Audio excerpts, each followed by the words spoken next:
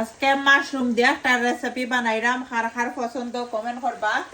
তাই ফার্স্টে এখানে পরিমাণ মতো তেল আর রসুন আর পেঁয়াজ, লাল পেঁয়াজ দিয়ে বানাইলাম আর কি, এর লাগে লাল দেখা। তো অলরেডি আমি 20 মিনিট আগে বয়েলিছি, গলত হইলে আমরা সিলেটের মানুষের সবসময় কেতা পেঁয়াজে গাইলিয়া খাই আর কি, আর হলুদ মরিচ আর দইনা দিলাম। তো কার কার পছন্দ কমেন্ট করবা, কমেন্ট করতে বলবা না। মাশরুম দিয়ে এই সার বানাইব কি, তো সুন্দর করে মিক্স করে দিলাম। অনেকে আছেন রেসিপি আকারে দেখতে চাইন, রেসিপি আকারে সবসময় আমি ইউটিউব চ্যানেলও তৈ সুভাষ ব্লগ ইউকে, আমার ইউটিউব চ্যানেলও ভিজিট করবা, ভালো লাগলে আমার চ্যানেলে সাবস্ক্রাইব করবা। আর অনেকে আছেন লাইক কমেন্ট করেন, থ্যাংক ইউ এভরিওয়ান যারা সবসময় সাপোর্ট করেন, লাইক কমেন্ট করেন, আপনারা লাগে দোয়ার ভালোবাসা রইল। আর এখানে একটু পরিমাণে পানি অ্যাড করছি, বিকজ দেখতেও পারছেন মশলা প্লেটের মধ্যে আটক হয়ে থাকছিল বাক্কাটা, তো হয়ে একটু আটক হয়ে গেছে যখন একটু খেতা করে লাই। পানির মধ্যে এখন মাশরুম আর ধরি দিলাম।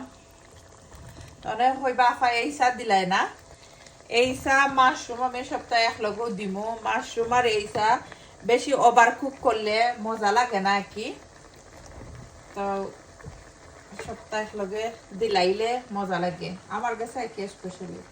তো আমি জেলার রান্ধি হলেও শেয়ার করলাম। আর সব মানুষের রান্ধা এক লেখান না, এটা সবাই জানো নি কেন। খাসা tomato Thura Thura Naga, Thura খাসা মরিচ, থুরা ফাঁকনা টমেটো,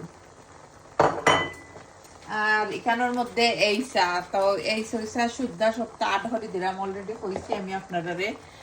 আমি এক লগে দিলাই এটা কিছু বেশি লম্বা টাইম কি 10 মিনিটের উপরে কুক করতাম না, একবারে গলিয়া বর্ত হয়ে যাবি। তাও আমি সুন্দর হইরা নিয়েছি, উপরে করে মিক্স করে দিলাইরাম। অনেকে আবারও হইরাম রেসিপি আকারে দেখতে চাইন, রেসিপি আকারে আমি ইউটিউব চ্যানেলে তৈ সুভাষ ব্লগ ইউকে ইউটিউব চ্যানেলের নাম, অনেকের নাম জানতে চাইন, তারা লাগে হইরাম। আর আবারও থ্যাংক ইউ হইরাম আপনারা সবাই আমার সাপোর্ট করার লাগি, সুন্দর সুন্দর কমেন্ট করার লাগি। ফাইনাল লুক 10 মিনিট পরে দেখতে পারবা, আর ফাইনাল লুক দেখতে হইলে ইউটিউব চ্যানেলও যাইবা। আর লাস্টটা খালি জাস্ট 10 মিনিট পরে আমি বাঁশের পাতা ধরবো, আর কিছু নাই, 10 সিট রেডি হয়ে যাব কি। তো কারির লুক দেখোকা তো নাইস দেখোকা, আর খাইতো ইনশাল্লাহ অনেক বেশি মজা হইব।